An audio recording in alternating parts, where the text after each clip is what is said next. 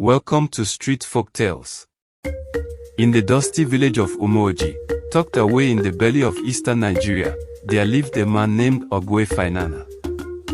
He was a wealthy farmer, known far and wide for his vast barns and herds of goats.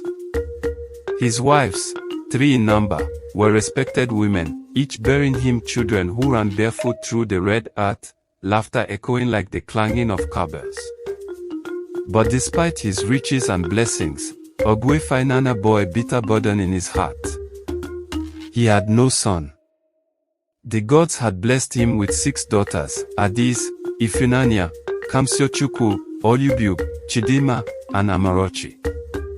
Beautiful, intelligent girls, the pride of any family.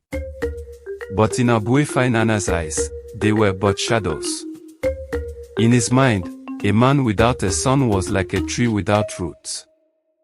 What legacy could he leave behind if there was no male child to carry his name?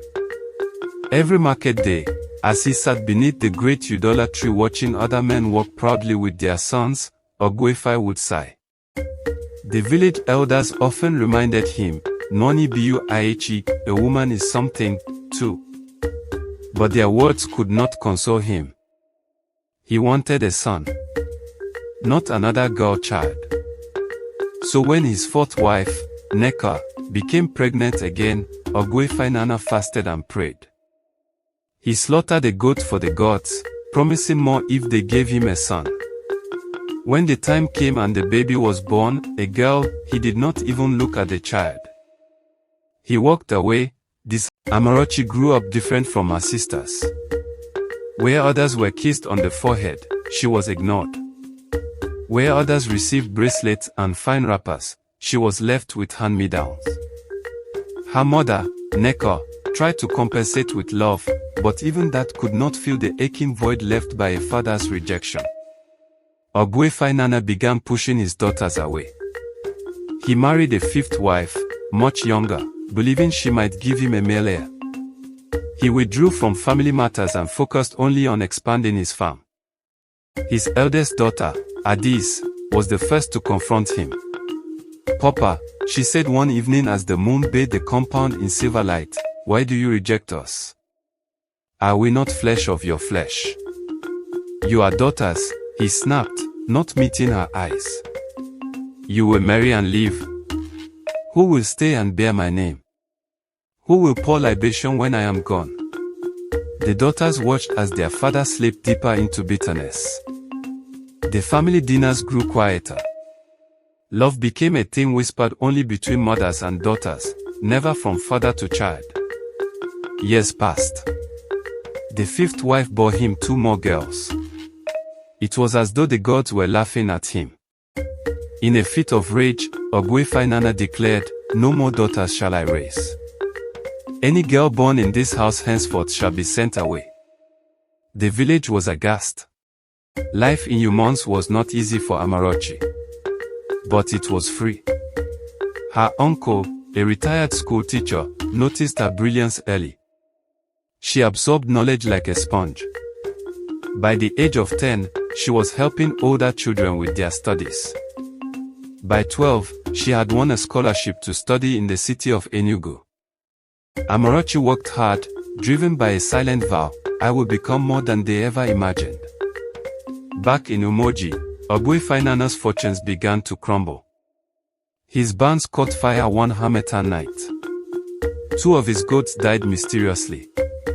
A court case over land emerged, draining his wealth. Worse, the children he had invested his love and money in, his older daughters, married and moved far away, uninterested in returning to a father who had spurned them. His 5th wife, tired of birthing daughters and enduring silent dinners, left him. Loneliness wrapped around him like a shroud. Then came the sickness. A strange weakness of the bones that no herbalist could explain. He could no longer walk without a stick.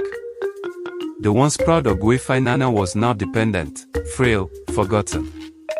And then Amarochi returned. She had become a medical doctor. She came with nurses and supplies. When the villagers saw her dismount from a shining vehicle, her eyes sharp with purpose, they gasped. Is that not the one he rejected? Amarachi walked into her father's compound and greeted him. "Good evening, Papa." He stared at her for a long moment. Amarachi stayed in the village for months, treating her father and offering free medical care to others. Her presence revived the compound. Laughter returned. Her sisters visited more often. Old wounds began to heal. One evening, sitting by the fire, Ogwefinana held her hand. "I was a fool," he said. "You are worth more than 10 sons." Amarachi smiled. It is not too late to become a better man. In his final years, Ogwefinana made peace with the gods and with his daughters. He asked for forgiveness from each one and spoke to the village boys about the dangers of pride and the value of all children. At his funeral, it was Amarachi who gave the final speech. "My father rejected his female children because he wanted a son. But in the end, it was a daughter who stood by him.